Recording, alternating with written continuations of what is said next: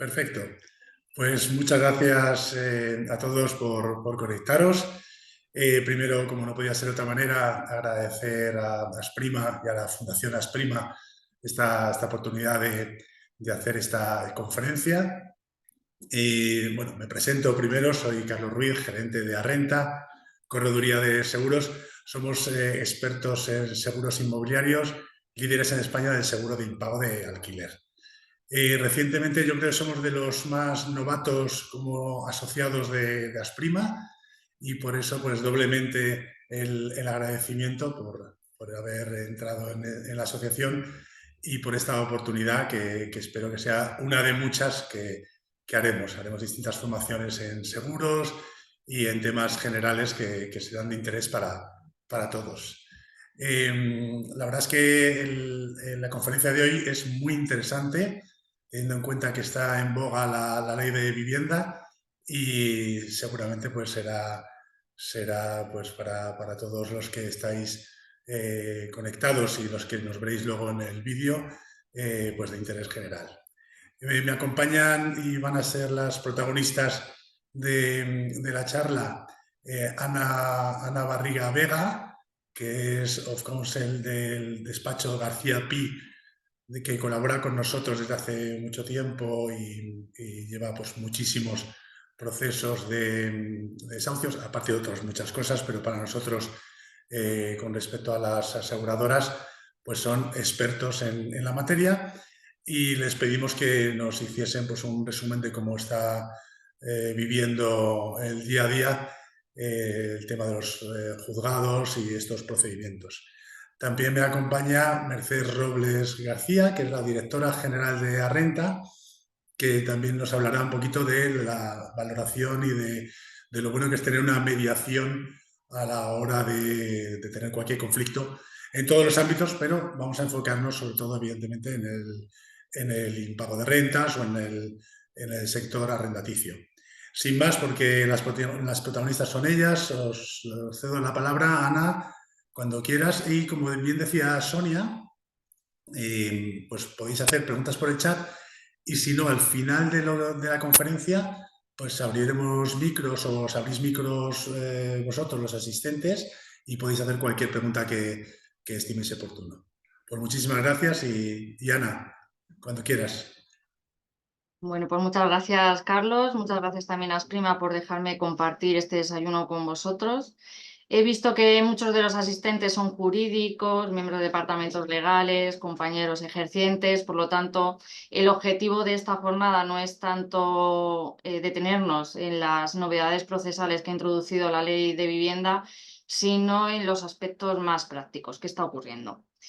Desde García Pi hemos intentado dar una solución global para cumplir o intentar cumplir los requisitos que se han impuesto por esta nueva normativa.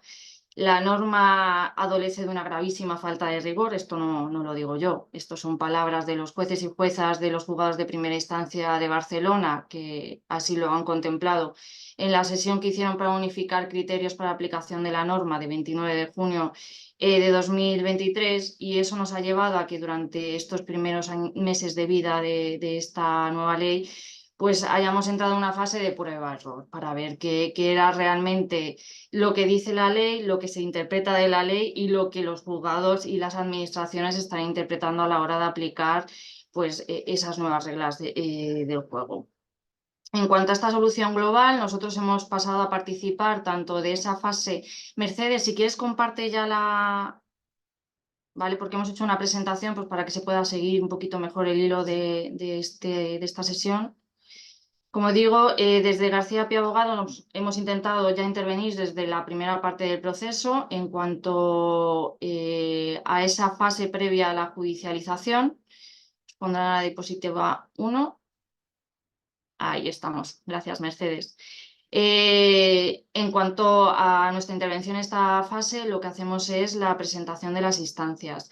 Voy a diferenciar, por un lado, Cataluña y luego el resto de España, porque, como sabéis, Cataluña pues, es la comunidad autónoma a lo mejor que ha desarrollado más o que ha desarrollado la aplicación de la ley por el derecho a la vivienda y, por lo tanto, nos requieren unas especificaciones más concretas que el resto de las comunidades autónomas.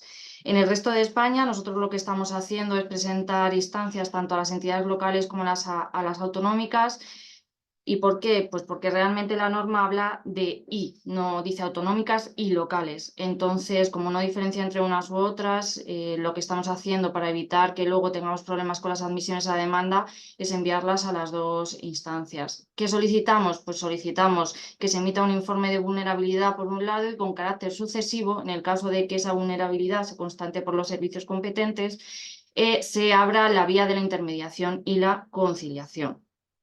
En Cataluña, pues a ver, en Cataluña nosotros estamos presentando instancias ante el ayuntamiento y luego estamos acudiendo a los formularios específicos que el Habitatge ha puesto a disposición o ha impuesto a los grandes tenedores para acreditar esa situación de vulnerabilidad y para acudir a intermediación. Nosotros estamos presentando los dos, ¿vale? Hay dos formularios, uno de vulnerabilidad y otro de intermediación.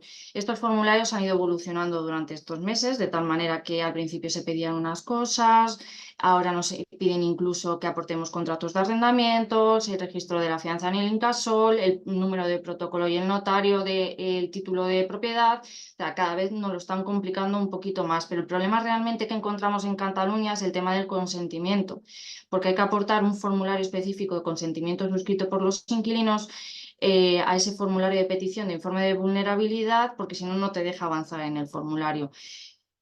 Nosotros interpretamos, y también muchas administraciones que nos contestan en este sentido, que el consentimiento no debe ser recabado por el arrendador, sino que debe ser recabado por la propia administración. Entonces, nosotros estamos para salvar este escollo, lo que estamos haciendo es aportar junto con ese formulario un informe o un documento que recoge esta interpretación que nosotros hacemos y con eso vamos avanzando en Cataluña. Es cierto que estamos recibiendo comunicaciones diciendo que se entiende por desestimada nuestra petición, pero de momento no estamos teniendo problemas en el juzgado por este extremo. En cuanto al resto de España, sí hacer una mención específica a Gandía porque es el único ayuntamiento que también ha establecido un formulario. Entonces allí hay que presentar formulario también. Nosotros hemos hecho un sondeo de 650 contestaciones aproximadamente que se han venido recibiendo y el 61,5% de esas contestaciones que se están recibiendo por las administraciones provienen de los ayuntamientos.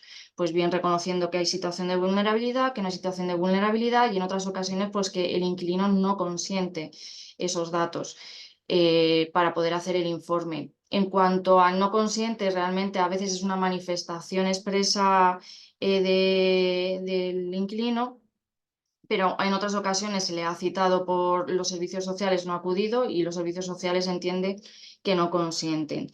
En Madrid, prácticamente el 100% de las contestaciones se están recibiendo solo por parte de los ayuntamientos. Ahora en Madrid lo que hay es un formulario que ellos están utilizando para la emisión de esos informes, que es específico, es una checklist en el que se dice hay situación de vulnerabilidad, no hay situación de vulnerabilidad, hay menores, no hay menores, que si tenéis interés os puedo facilitar algunos de los que hemos recibido. En Cataluña la práctica mayoría es del Habitatge, en el sentido que os he comentado anteriormente. Aquí en Madrid hay algún ayuntamiento que además nos requiere evacuar subsanaciones documentales como Torrejón de Ardoz, que nos pide pues, aportar nota del registro, el contrato, los poderes, aunque ya se hayan aportado al principio con la solicitud de instancia. En la Comunidad de Valenciana igual, la mayoría son ayuntamientos. Hay en Andalucía un detalle que diferencia a lo mejor del resto de comunidades autónomas y es que nos están remitiendo a los PIMA para el tema de intermediación y conciliación.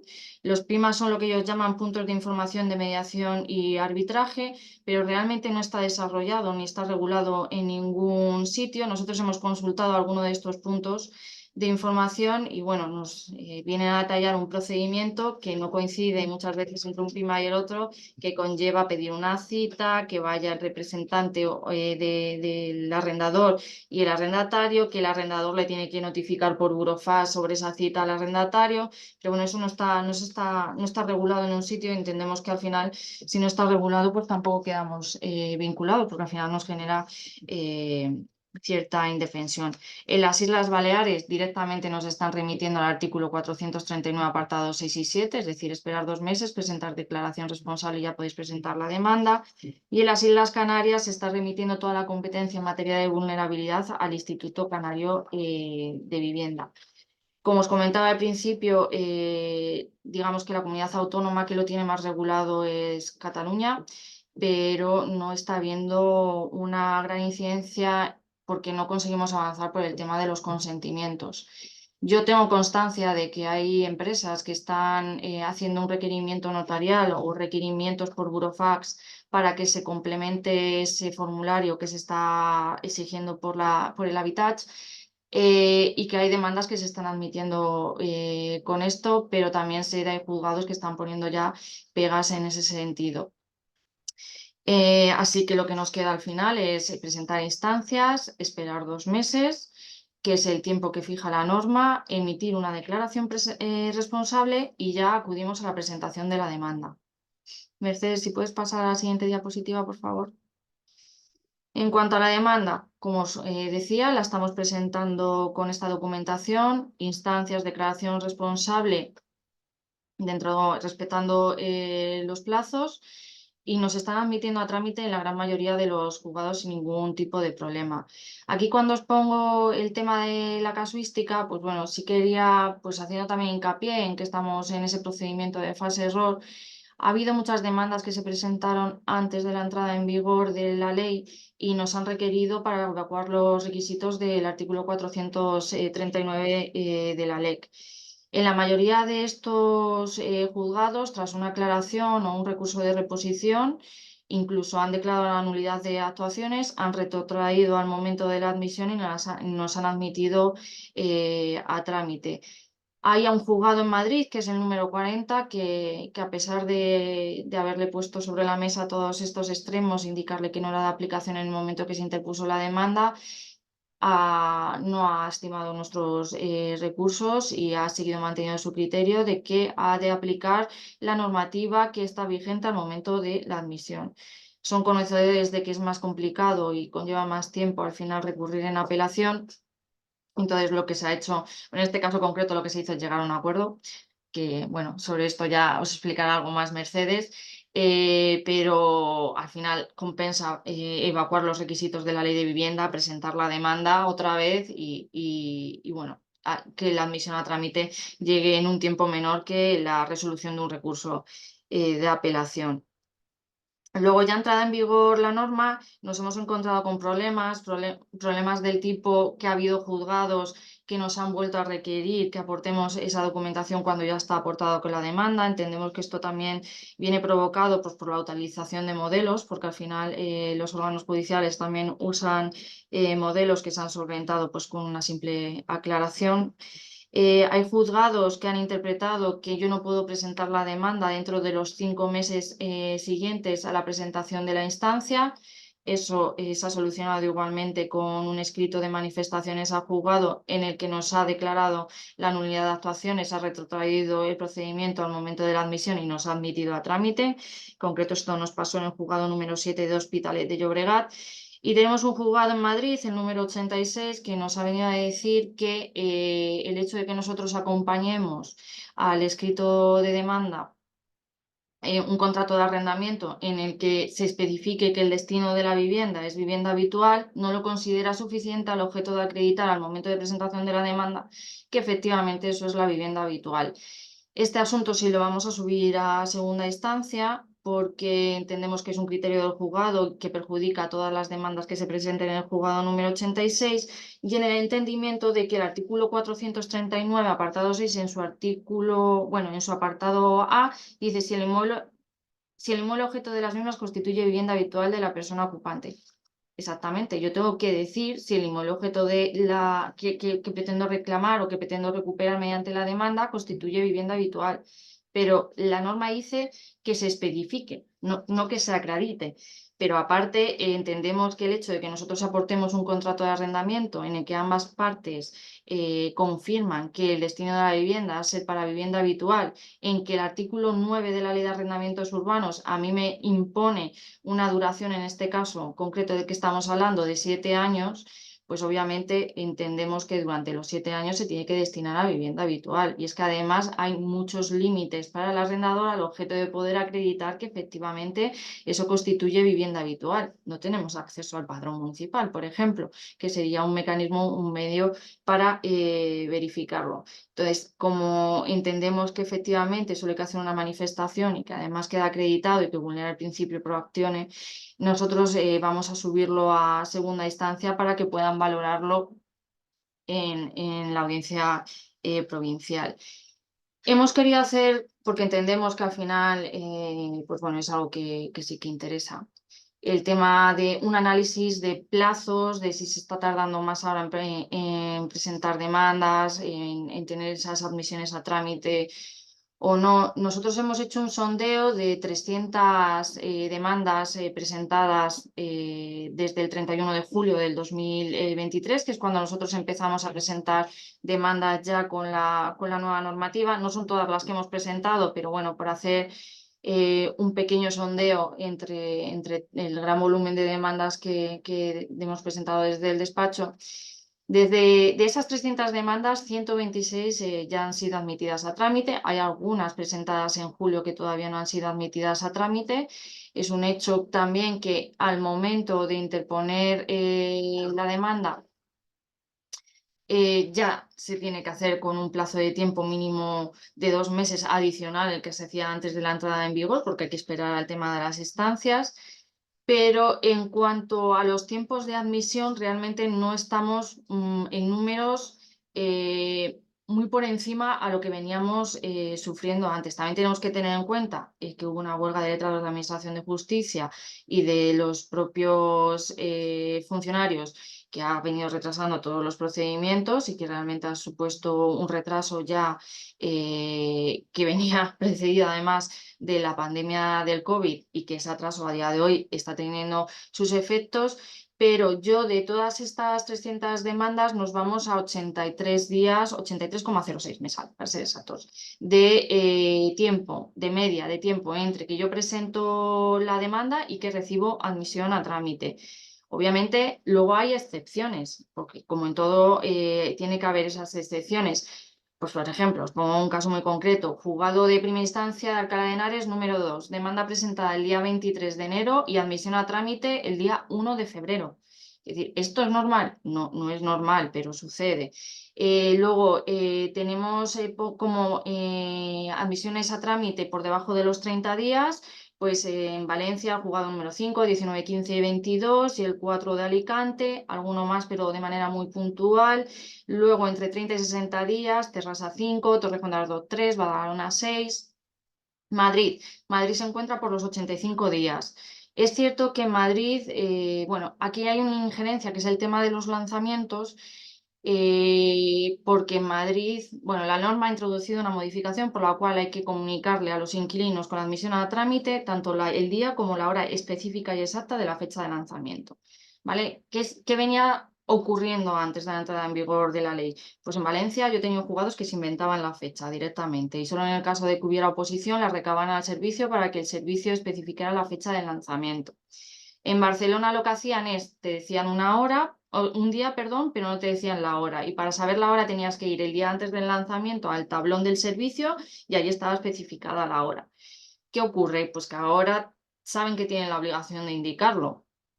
Yo tengo todavía jugadores de Valencia que no me están poniendo ni fecha de lanzamiento, pero esto les ha provocado modificar un poco sus protocolos. Entonces, en Madrid lo que están haciendo es que previo a la admisión a trámite de la demanda están recabando al servicio para que informen de la fecha concreta y de la hora para la práctica de lanzamiento. Pues obviamente, entre que el servicio contesta y no contesta a ese requerimiento del juzgado, pues se tarda más en admitir a trámite. En Barcelona ahora ponen como hora, yo he detectado, están poniendo a las 10.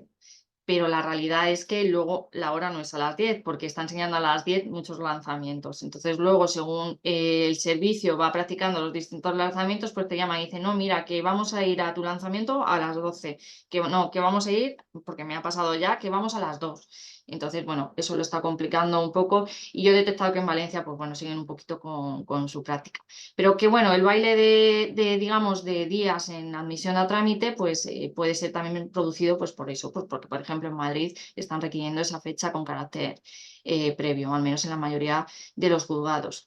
Y ese es exactamente en esa fecha donde yo estoy notando más dilaciones, porque ¿de qué me sirve a mí que en una semana me admiten a trámite la demanda si luego me están señalando ya los lanzamientos para julio, junio, julio en el mejor de los casos? Luego en casos como Illescas ya sabemos que van a año vista, me admiten ahora y me señalan para el 2025. Entonces, es ahí realmente donde yo veo que se está produciendo mayor atasco, no tanto en la injerencia de la ley de vivienda, sino en el tema de los lanzamientos. Y también en otro tema que es el tema de las vulnerabilidades. Que si puedes pasar a la siguiente. ¿Por qué? Porque si bien es cierto que antes de la modificación que han introducido en el 441.5 de la LEC sobre el procedimiento en cuanto a la vulnerabilidad de los inquilinos, que había juzgados que ya lo hacían así, porque a mí en Pamplona, por ejemplo, ya directamente de oficio, en el momento que se presentaba la demanda y admitían a trámite, directamente de oficio el juzgado lo que hacía era emitir oficio a los asuntos sociales para que valoraran la situación de vulnerabilidad de los inquilinos. A mí en Pamplona me han suspendido procedimientos por el 441.5 sin que estuviera citada y emplazada la parte demandada.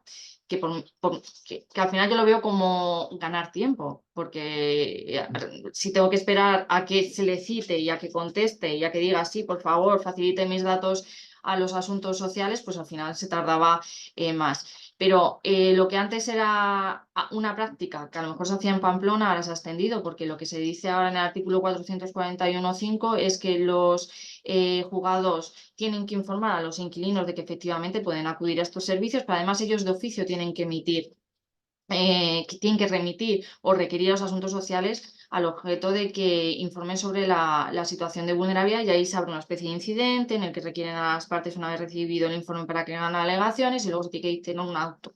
Yo lo que veo es que realmente a pie juntillas nadie está siguiendo o pocos jugadores están siguiendo el procedimiento en esta línea, porque hay muchas contestaciones de los asuntos sociales que son en el sentido de no tienen expediente abierto o les he citado en varias ocasiones y no se presentan. Nos dan plazo para alegaciones, nosotros decimos que no ha acreditado la situación de vulnerabilidad, pues que se continúe con el procedimiento y se continúa con el procedimiento.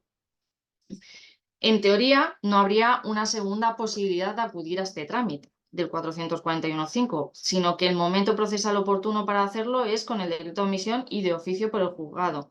Pero bueno, ya sabemos que la casuística que nos vamos a encontrar es muy diferente, igual que se impone que tiene que ser el juzgado que lo haga de oficio y hay juzgados que no lo están haciendo. Y no lo están haciendo por un tema de protección de datos, porque esto no lo han manifestado ya así algunos letrados. Entonces, bueno, con esto nos encontramos a diario y tenemos que ir solventando estas situaciones al momento de que se van produciendo. Luego, sí quería hacer un inciso en cuanto a las vulnerabilidades. ¿Hay alguien que tiene abierto el micrófono y oigo como ruido de fondo? Ahí he visto una evolución en cuanto a la vulnerabilidad COVID para que la identifiquemos, que es la del Real Decreto Ley 11/2020 de 30 de marzo, porque si bien es cierto que en los meses más próximos a la pandemia, con la mera solicitud casi ya que nos suspendían, La evolución que yo he notado en este momento es que, digamos, los juzgados se están volviendo más estrictos a la hora de la documentación que tienen que aportar por la parte demandada para acreditar que efectivamente se encuentra en una situación de vulnerabilidad. ¿Por qué? Porque ese Real Decreto Ley en su artículo 6 recoge una documentación muy específica y muy concreta que se ha de acompañar para poder valorar si efectivamente se encuentran dentro de uno de los motivos de vulnerabilidad del artículo 5, que son los únicos que permiten la suspensión excepcional conforme al artículo 1.1 bis de ese texto. Entonces, yo ya veo cada vez más autos en los que dicen, no, mira, no ha lugar porque no lo has acreditado. ¿Cuál es el problema? Pues que muchas de estas peticiones se están haciendo los días antes del lanzamiento, los días antes de vista, y sí que es cierto que por un proteccionismo al derecho de ocupar la vivienda del inquilino, pues nos están suspendiendo, incluso en días antes del lanzamiento.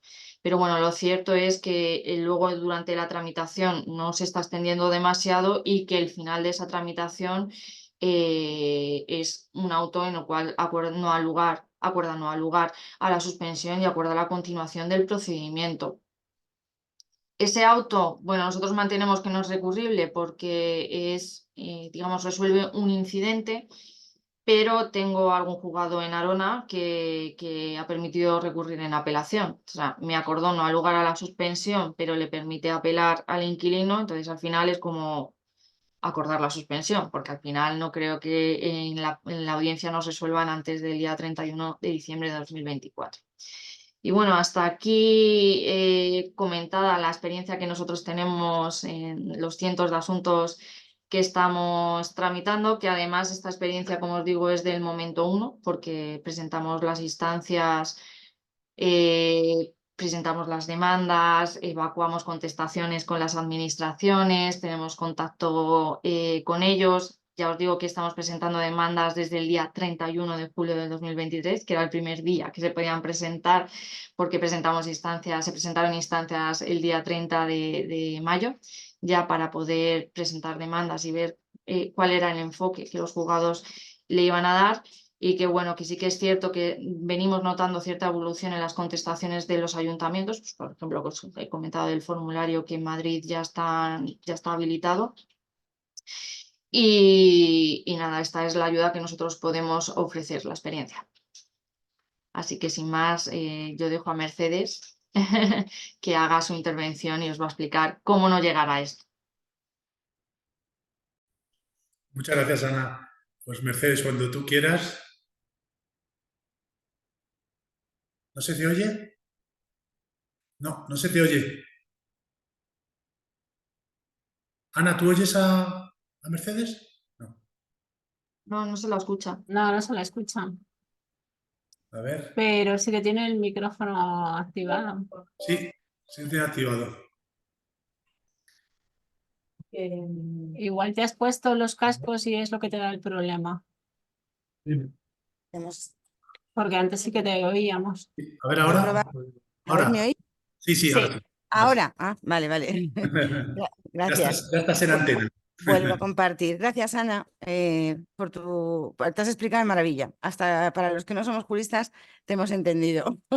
Sí. Así que muchas gracias. Voy a compartir también pantalla, ¿vale? Y bueno, en el caso de renta, con todo lo que ha explicado Ana, nosotros ya veníamos haciendo la mediación hace mucho tiempo, porque siempre evita los juzgados. Pues es algo bueno, pero ahora con más motivo desde la nueva ley de vivienda por muchas razones. Las huelgas, lo que acabas de decir, casi 3 meses para admisión a trámite de las demandas, las distintas interpretaciones que está habiendo de la nueva ley de vivienda y la diversidad de criterios en los juzgados, los nuevos requisitos, instancias, vulnerabilidades, suspensiones de lanzamiento. O sea, ¿qué más os voy a contar que no estemos sufriendo el día a día? Eso además de que los inquilinos cada día se lo saben mejor y alargan más los procedimientos. Entonces, os voy a contar un poco la experiencia nuestra de Arrenta en cuanto a las mediaciones, incluso cuando hay un seguro de impago alquiler, cómo actúan también en ese tipo de casuísticas, ¿no? Entonces, nosotros las mediaciones, bueno, las hacemos con profesionales desde hace ya un tiempo. En nuestro caso contamos con 4 abogadas formadas en mediación, no en mediación de seguros, sino en mediación civil y mercantil.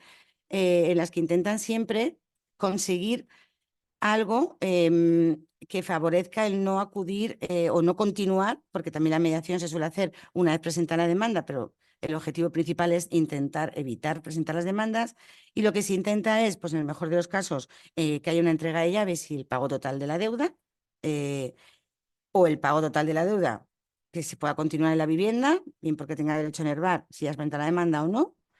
Y luego, pues los acuerdos que puedan llegar a través de un Desk for Kids para poder condonar la deuda y que continúe y que se marche de la vivienda, o sea, conseguir la posesión de la vivienda a través de condonaciones de deuda o incluso a través de un Cash for Kids, es decir, a través de pagarles que se marchen. Aquí cuando tengáis seguros por lo menos intermediados por Arrenta, ¿vale? Porque los acuerdos que hemos llegado con las compañías es que también, obviamente, hay un seguro en pago de rentas, que también les interesa a la aseguradora conseguir la posesión del inmueble y no irse al final del máximo asegurado, normalmente son 12 meses, pues intentan ellos también poner de su parte. No reclaman al inquilino haciendo unas condonaciones y pagan la indemnización, a lo mejor puede ser pues un máximo de 6, 8 meses, dependiendo un poco del gran tenedor. Entonces, llegar a acuerdos es algo muy importante en estos casos para evitar pues, que se demore más que suele pasar en esos casos, más de los 12 meses de rentas que las compañías aseguradoras, en el caso de que tengan suerte de tener un seguro, puedan cubrir. ¿Qué nos estamos encontrando con la mediación? Y perdonar que no he pasado la diapositiva. ¿Qué nos estamos encontrando? Bueno, en este caso nosotros, por nuestra experiencia, conseguimos que el 30% de los asuntos no llegue a presentarse demanda. Una vez se presenta demanda, también en un porcentaje también alto, que ya conseguimos la posesión del inmueble, pero principalmente antes de presentar la demanda el porcentaje es del 30%. Otra de las cosas que por nuestra experiencia os podemos transmitir y qué es lo que nos dicen a la hora de hacer una mediación, qué problemas están teniendo, y normalmente se puede decir pues que no tienen dinero o que no pueden pagar el alquiler. Pues nos sorprendería mucho que solamente esa casuística se refleja en un 25% de los asuntos mediados por Arrenta. Recordemos también que los asuntos que media Arrenta son asuntos que tienen seguro impago de alquiler, con lo cual, y que además está dentro de los servicios de Arrenta, y que se ha hecho un estudio de viabilidad previo, aunque hoy por hoy está claro que aunque no haya un seguro impago de alquiler, siempre se hace un estudio de viabilidad, en el que ya se ha hecho un poco el estudio del ratio de endeudamiento máximo que puede destinar un inquilino, pero eso no quita que se puedan quedar sin trabajo, tengan problemas económicos, pero ese motivo solamente estamos hablando de un 25%. ¿Dónde se queda el restante? Pues increíble, pero el 50% del restante, o sea, es decir, 25% no tienen dinero, el 50% no se les localiza, es decir, y ahora entraremos un poco en unas recomendaciones que nosotros podemos hacer después de la experiencia, pero no se les localiza. Y el otro 25% son los problemas que realmente tienen la vivienda, que pueden ser adecuaciones en la vivienda, interpretación de las cláusulas del contrato, falta de suministros, entran a una vivienda y no tienen suministros. Es decir, se encuentran con viviendas que no han pedido. Ahora mismo, con la necesidad que tiene un inquilino, que hay muchos inquilinos para una vivienda, alquilan muchas veces sin ver el inmueble. Entonces luego se encuentran con sorpresas. Pues en ese caso, las casuísticas estamos hablando de un 25%. Y el otro 50% que os comentaba, que es que no se les localiza, bueno, en algunos casos la verdad es que dejan la vivienda, se marchan a su país, en el caso de personas extranjeras, dejan las llaves en el buzón, incluso no las dejan y no se les localiza. Y en muchas ocasiones nos encontramos que no tenemos datos de localización. Es decir, es verdad que el móvil hoy por hoy no es tan habitual que se cambie de número de teléfono, pero los documentos, los datos que se recogen en un contrato de alquiler, hacemos mucho hincapié en que sean a efectos de notificaciones, correo electrónico y lo que es teléfono. Normalmente, y hoy por hoy ya existen muchas plataformas certificadas y totalmente legalizadas para hacer notificaciones por correo electrónico, con lo cual es una forma de hacer tanto la mediación como luego en las demandas, que el tema de las notificaciones sea más fácil, incluir todos esos datos de contacto en los contratos de alquiler. Cada vez se hace más, está claro, y es una recomendación que nosotros hacemos desde Arrenta porque nos encontramos muchísimos inquilinos que no podemos localizarles porque los teléfonos, no tenemos teléfonos de contacto o datos de contacto. Entonces, yo he querido ser muy breve simplemente para dar importancia a la mediación y evitar acudir a los juzgados por todos los problemas que os acabo de comentar y que Ana y vosotros estáis sufriendo el día a día. Así que yo, si os parece, doy paso a las preguntas, que seguro que para Ana tenéis 1.000.000 de preguntas, aunque las he dejado muy claro, pero bueno, pues ahí os dejo yo con las preguntitas. No sé si queréis abriros el micrófono y hablar y comentarlas Sí, o escribirlas. en el chat hubo una, pero ya contestó Ana durante la exposición, que era de José Juan, creo, y ya lo respondí. Pero si alguien quiere abrir el micro, pues que se habilite y nos pregunte lo que sea. Sí. Normalmente el primero es el que más vergüenza le da. Bueno, ya os digo que al final yo lo único que he intentado es trasladar experiencia. O sea, no cómo hay que hacer las cosas, sino cómo las hacemos y nos están funcionando realmente. Porque estamos teniendo admisiones a trámite, muy poquitas inadmisiones. Normalmente sí que nos requieren, está habiendo muchos juzgados, y esto ya es más increíble, porque tenemos el instancia 3, que es un juzgado mixto de Illescas, que da igual que hayas presentado en conjunto con la demanda todo, o sea, instancias, nota del registro, porque en Illescas suelen pedir nota del registro siempre. Nosotros no siempre la aportamos porque entendemos que la legitimación queda acreditada con el contrato de arrendamiento, salvo que haya alguna sucesión procesal o lo que sea, una subrogación, una transmisión del objeto, no la solemos aportar. Pues el 3 de Illescas, aunque lo aportes absolutamente todo, él te requiere para aportar la nota del registro, para aportar instancias, para aportarlo todo, entonces es complicado. Vale. Veo que hay 2 mensajes. Vale, hay una pregunta que hace Rebeca Díaz, que os leo. ¿El plazo en el que deben responderte para el tema de la vulnerabilidad cuál es? ¿Qué ocurre si te dicen que es vulnerable? Si tenemos una persona que no paga la renta, pero no te admiten la demanda, ¿qué salida tiene el propietario? Vale. Nuestro criterio, interpretando lo que dice el apartado 6 del artículo 439, es que son 2 meses. Yo presento la instancia pidiendo informe de vulnerabilidad y si en el plazo de 2 meses a mí no me han contestado, emito declaración responsable y presento la demanda. ¿Pero por qué? Porque yo, como os decía al principio de mi intervención, cuando hablaba del tema de las instancias, nosotros estamos presentando 2 instancias, a las entidades locales y a las autonómicas. Digamos que nosotros estamos solicitando la intermediación conciliación con carácter sucesivo, pero las presentamos a la vez. Entonces, yo le digo a la administración, dime si es vulnerable y en el caso de que sea vulnerable, llévame a la intermediación y conciliación. En la mayoría de las comunidades autónomas no existe un procedimiento de intermediación-conciliación. Entonces, yo presento mis 2 instancias y espero los 2 meses. ¿Qué ocurre que si me dicen que es vulnerable, que yo ya he solicitado la intermediación-conciliación y a mí nadie me está contestando? ¿Vale? De momento estoy presentando así y a mí no me han dicho nada, pero advierto, puede llegar un juzgado en que diga, no, es que tú tienes que solicitar la intermediación en el momento que has recibido el informe de vulnerabilidad. Pero de momento, también, yo creo que alguno de vosotros también, yo estuve en una intervención que hicieron varios letrados de la Administración de Justicia, en una conferencia que se hizo en el ICANN, porque al final todos tenemos que formarnos y ver cuál es la interpretación que tienen que hacer o que quieren hacer, quien tiene que admitir a trámite las demandas, que son ellos. Y lo que nos vinieron a decir es que esto es un procedimiento administrativo, que ellos tampoco iban a poner muchísimas barreras, pero claro, siempre hay excepciones y esto puede ocurrir. Entonces, si te admiten una demanda, hay que ver los motivos de inadmisión de esa demanda, pero al final siempre se pueden subsanar. Nosotros defendemos además que estos son requisitos que son subsanables, porque es un requisito de admisión a trámite de la demanda por el 231 de la LEC. Pues hay que ver si esos requisitos son o no subsanables y en el caso de que no sean subsanables, pues habrá que valorar la manera en que se vuelva a interponer esa demanda.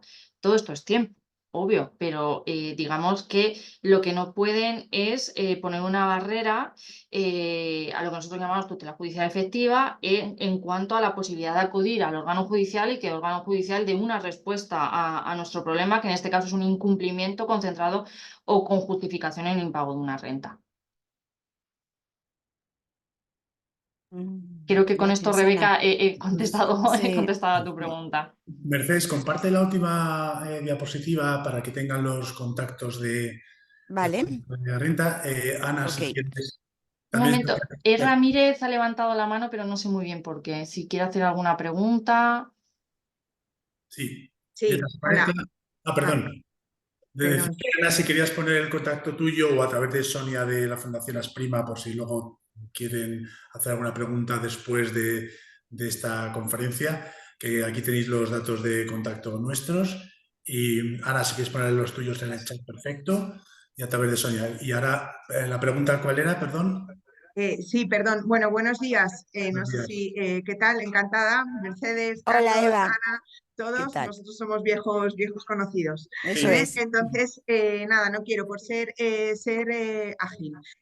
Nosotros tenemos una problemática muy concreta localizada en Madrid, ¿vale? Concretamente en unos inmuebles que están en Villaverde.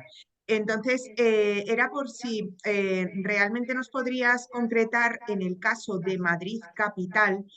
Nosotros hemos hecho un intento de presentar instancia, pero nos encontramos un poco a la hora de ver qué organismo, entiendo que es en el caso de Madrid Capital, es Servicios Sociales, Ayuntamiento de Madrid, y luego en el caso de Comunidad de Madrid, como tú dices que lo presentáis un poco en paralelo, entiendo que es Consejería de Asuntos Sociales, por si nos puedes ayudar a orientar un poco en el caso de concretamente de Madrid Capital.